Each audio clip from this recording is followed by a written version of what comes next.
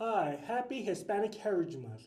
We're celebrating here at Seward County Community College. And I'm here with Leslie Polanco-Delgado, Lady Saints volleyball coach. How are you today, Leslie? I'm great. Okay, we're going to talk about your background and how you got to the States and just sort of talk about, the Dominican Republic. That's where you're from, correct? Yes, Okay, correct. so let's go. Okay, so I came to United States in 2016. I came to play volleyball, and fun fact, I did not know English, nothing. So people that know me from that day, they know. But now I'm better. I learn. I definitely, your English is so, I always say it's just so good. Yeah, thank you. But yeah, so I came to 2016. I went to Highland Community College. Then I went to UAM in Arkansas, and I graduated in 2020. So I went home for 2 years because that was when COVID was happening. So I wanted to be close to my family. So I just stayed there for 2 years, and then I came back to the States in 2022. Okay. And I did my master's at Northwestern, and I was the GA there for the volleyball team. And just to go over that, you've accomplished a lot here in the States. You've gotten 3 degrees. You've got an Yes, associate's, a bachelor's. bachelor's, and a master's. Incredible that you actually gone through there, and that's even with 3 years in between, right? Or 2 years without Yes, going yes. over there. So talk about coming here versus in the Dominican Republic. How is what the differences here? Okay, so the big difference that I will say that is also the climate. Like back home is very tropical. It's like more like hot. I know people don't like hot, but I do like it. So you can solve that with going to the beach or going to the river. But I would say that's the biggest difference. Every time that I go home, I need to go to the beach. Or I need to go to the river. I need to go something. Where is water? Something. Not a lot of water here in Southwest Kansas, huh? No, not a lot. Now, one of the things here, and actually in Southwest Kansas, is that very Hispanic here. Yes. Now, a little bit different though, because most of them are probably from Mexico, while you're from Dominican Republic. Is there a big difference? Do you notice the difference when you talk or interact with them? Yes, Okay. it's I love like in here and tour like they have a lot of Hispanic people, but also it's fun because they are from different countries. So I can have like friends, let's say from Mexico, and I be talking to them, and they sometimes don't understand what I'm saying. So then I have to explain them like, oh, this is what this means, and they be like, oh, okay. So it would be the same with them when they talking to me. I'd be like, what is this? Like I don't know, but we're speaking Spanish though, but it's not the same lingo I say. I don't know. It's Different dialect. Yeah, different dialect. Yes. So, what are some of the differences? I mean, let's sort of take away a little bit from the dialect, from the actual environment and culture. Like, if you were in Mexico or you were living in Dominican, Yeah. what would be some of the differences that you sort of see? Okay, so I think it would be the food.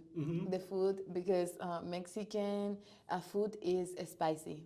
We don't eat a lot of spicy. I like it, but not in the level like of Mexicans because it's really, really spicy. So, but I would say that it would be a difference in that. Also, like I know they have like their holidays, like let's say like the Dia de los Muertos, like, but we don't have that. Like, Okay. like I don't know how to say Is that that in the Day of English. the Dead? Yes, yes. Okay, and yes. that's like after Halloween, right? Or, I don't or know the- when okay, they have yeah, it okay. because but back home we don't have like that holidays. Like it's not as big because there is like a culture, like it's like big over there. That's I think one of the differences. What's one of the big cultural holidays that in the Dominican Republic? I think we are really, really big in Carnaval. Okay. And also we are really big like on like La Virgen Maria, like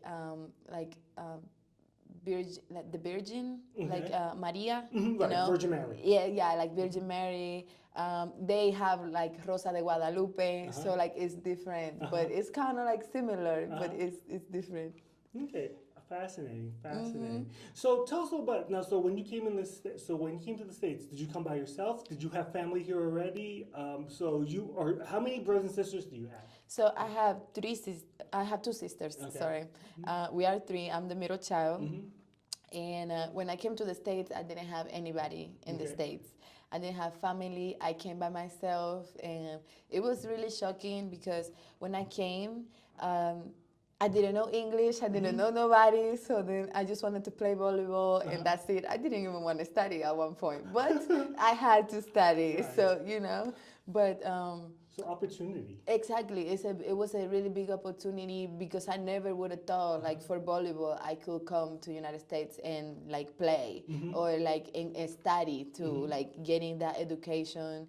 So it was really big on that moment. But though in the first week that I was there, I wanted to go, but my mom was like, you can do it, like you will get used to it and stuff like that. I have a couple of friends too from Puerto Rico that they will help me and that they really helped me in those moments.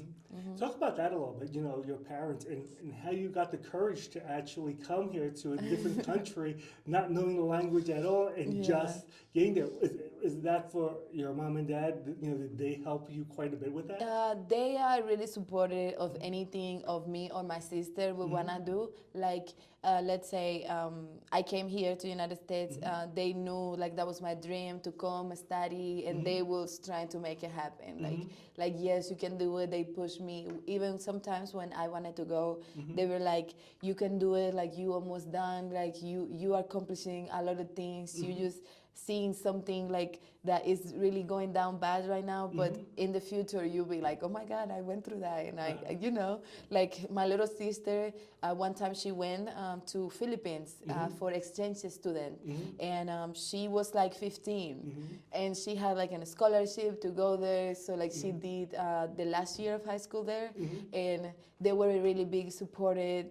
She didn't know English either, so she didn't know Tagalog either. That's I think their main language. Right. But they were really supportive. Like they all supported us in anything that we want to do. That's great. That's absolutely. And it doesn't make a difference whether it's in the United States or in the Dominican Republic or Puerto Rico or Mexico. It doesn't matter. It's your family that they were driven to. Yes. That's awesome. And I think that's great that the fact is that, like you said, you wanted to play volleyball, but instead, I mean, and you still are, you're coaching, that's great, and that's part of your dream, but at the same time, too, you have something to fall back on because you have all your degrees. Exactly. They were really proud of me. They're still proud of me, like with everything that I've been through, and then I still pushing.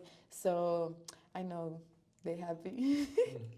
Well, Leslie, I really appreciate you taking the time to speak to us. This is a great, inspiring story about a person who's taking the courage to come into the States without learning the language, and yet here you are, years later with 3 degrees, and now you're coaching. So that's great. Thank you so much for the time and the story. You're welcome. Bye. Would you like to say something before that to your family in Spanish?